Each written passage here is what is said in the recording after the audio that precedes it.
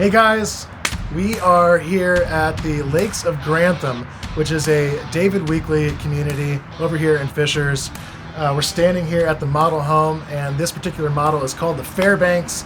This is one of the coolest floor plans. I've got some clients right now. They're just signed up, getting ready to break ground on one, but we're super excited to show you this really cool house.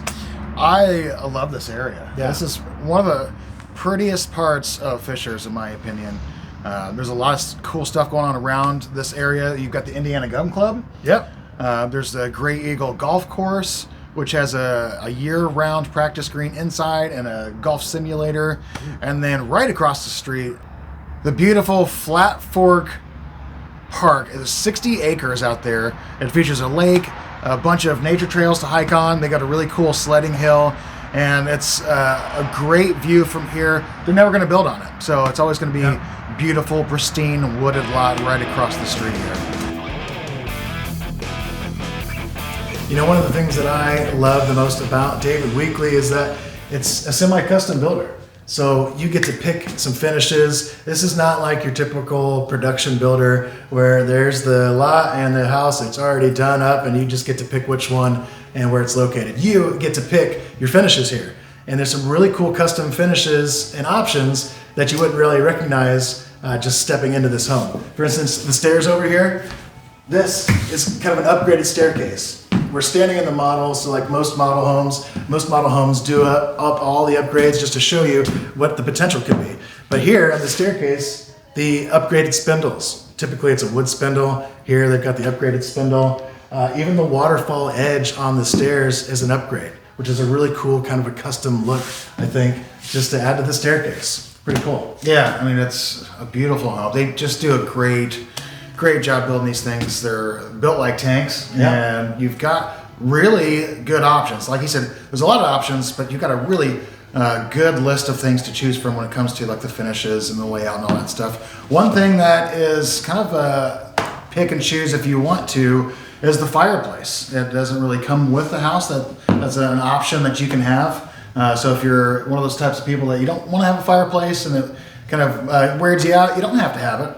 Yeah, some people don't like the TV over the fireplace. Yeah. I've got clients like that. It's kind of interesting.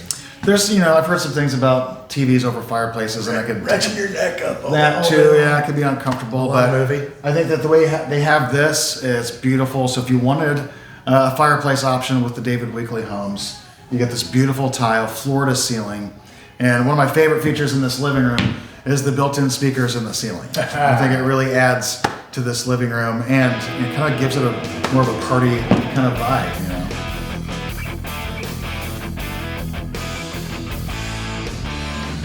I love this open concept.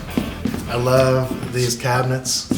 Like I said, this is one of my favorite floor plans that David Weekley puts out. This kitchen, super cool. Seth, do you cook very much? I know you like to smoke meats, but are you in the kitchen? The kitchen is my favorite place in any home, really. I mean, the kitchen and the garage. It's my favorite place, but I don't do the cooking, so sometimes it doesn't really matter what's in here. I just like a space to kind of lean, put a drink.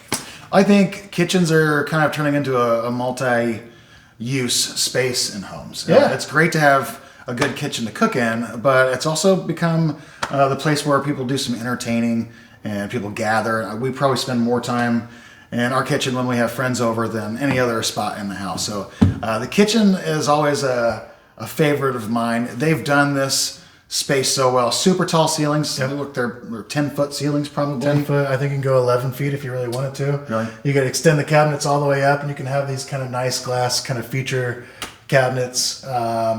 So when you're cooking, is gas a thing for you?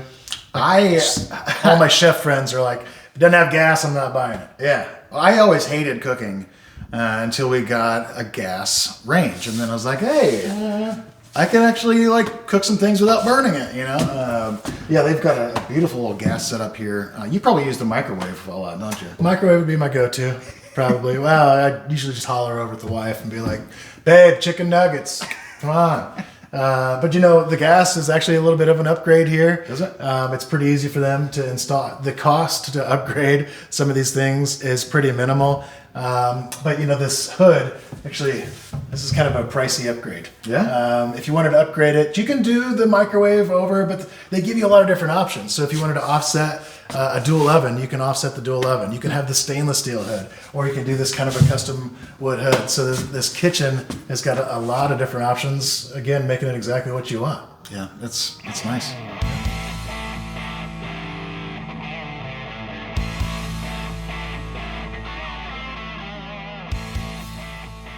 This is the primary bedroom here on the main level. You also have another guest bedroom on the main level. So here at the Fairbanks, you've got 5 bedrooms, 4 bathrooms. You could do the finished basement if you wanted to. And we keep talking about all these upgrades. Well, when do you do these upgrades? When do you do all these picks?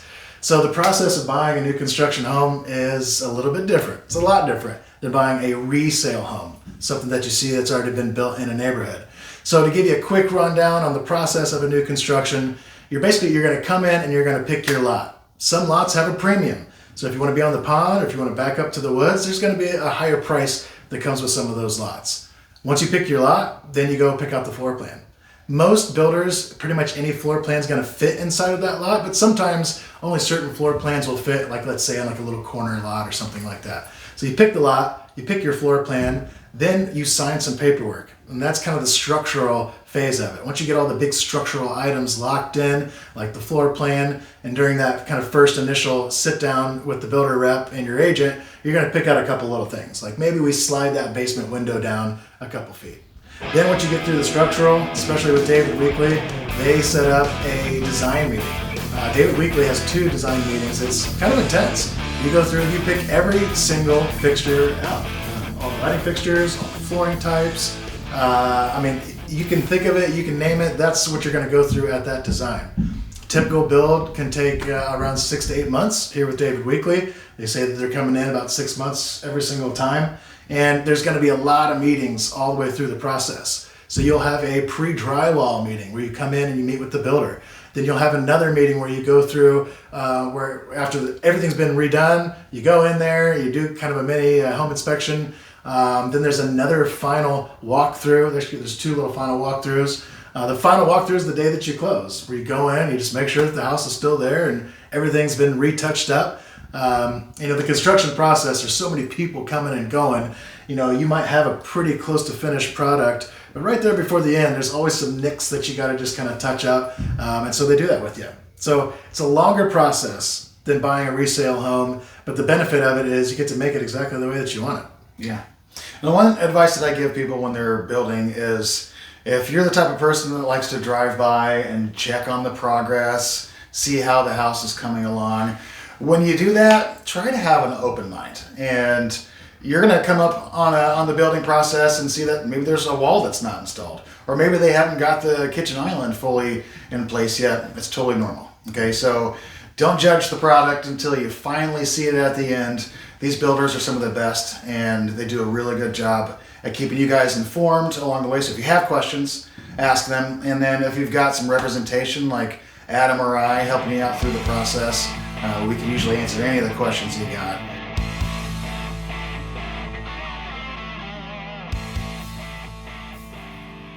And I think one of the bigger roles for us when you're going through the process of building is we can help you really plan for the future and that resale value. You know, there's a lot of things that when you're building a home, it's a lot easier to do during the building process. And there's certain things that's really difficult to do after the home's been built. Like we always talk about the garage. If every home in the neighborhood has a 3-car garage and you're trying to save some money and you want to go with a 2-car garage, it might make it a little trickier to sell down the road to get that top dollar compared to the other homes in the neighborhood. An egress window. It's the window that you put down in the basement, and if you wanted to have a bedroom down in the basement, you know, you can get an unfinished basement, and that's totally fine. But if you want to finish it down the road and put a bedroom in there, you're going to need that egress window, and it's a lot cheaper to do it during the build process. Yeah, David Weekley says I believe their egress windows to add one is around $2,000. I had a client put one in Broad Ripple on an old 1940s home, and they paid almost $6,000 to put that in. So if it's important for you, like Seth said, do it now. Think about the things that you can change and you can't change. You know, if you're trying to get into a custom neighborhood like this and it's kind of pushing your budget and you just want to get into the neighborhood, there's a lot of things that you can do after the fact. So really think about those things that you can change and you can't change. You know, one thing that you can't change is ceiling height. Yeah. Right? Go for the tall ceilings. It's going to give you that resale value. You're going to love it, and it's something that you definitely can't change down the road. So there's a lot that we can do when we're sitting in your corner helping you kind of navigate through this new construction. I think another thing that we can do is just kind of be there for our clients because of our experience. Like Seth said, you know, sometimes you show up to the job site a little too early. It's looking like some things are missing. Well, we can explain that that's actually part of the process. They actually don't do any concrete until the very end. You know, so many times the clients are like, okay, but where am I going to park? Beautiful driveway, right? So we can explain a lot of that stuff. And I think a big part of what we can do is we can help out with third-party inspections and work with the builder to put more eyes on that property so at the end of the day, you are getting the keys on a rock-solid home. And if you come over here to Lakes of Grantham, you're going to get into a beautiful neighborhood, a beautiful home, great community, great area.